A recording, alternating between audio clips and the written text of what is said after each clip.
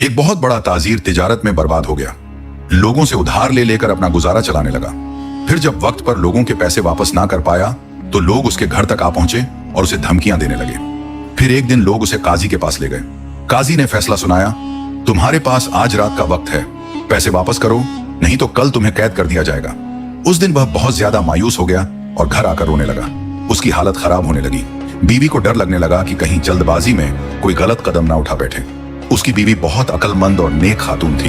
वो उसे समझाने लगी कि हम कोई लावारिस नहीं है जो तुम यूं बैठकर रो रहे हो। इतनी बड़ी बात नहीं है, ये बस अल्लाह की आजमाइश है।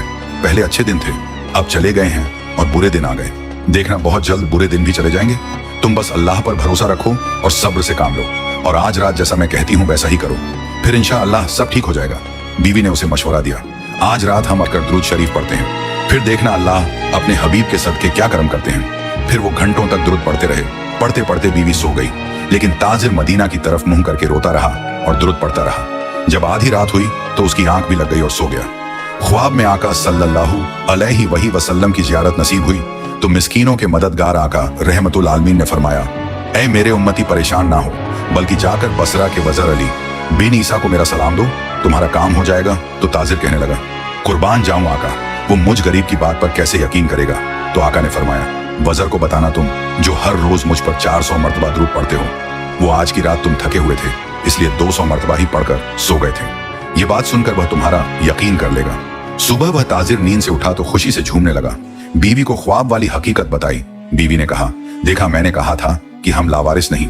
फिर ताजिर उस वजीर के पास गया और कहा, मैं आपके पास आकर सल्लल्लाहु अलैहि वसल्लम का पैगाम लाया हूँ। यह सुनते ही वजीर फौरन नीचे जमीन पर बैठ गया और ताजिर को ऊपर तख्त पर बैठाकर अदब से बाहें बांधकर ताजिर से कहा, अब बताओ आका का पैगाम।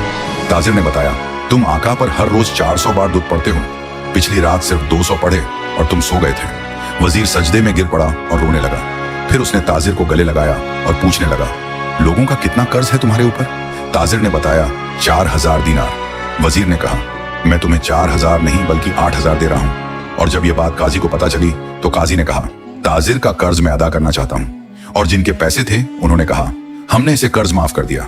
सबक जो अल्लाह और उसके रसूल सल्लल्लाहु अलैहि वसल्लम पर सच्चा भरोसा रखता है, दूध शरीफ की पाबंदी करता है और सब्र से काम लेता है, अल्लाह ताला उसकी मुश्किलों को आसान कर देता है, कर्ज उतार देता है और उसे ऐसी जगह से रिज़्क़ पहुंचाता है जहां से उसे गुमान भी ना हो।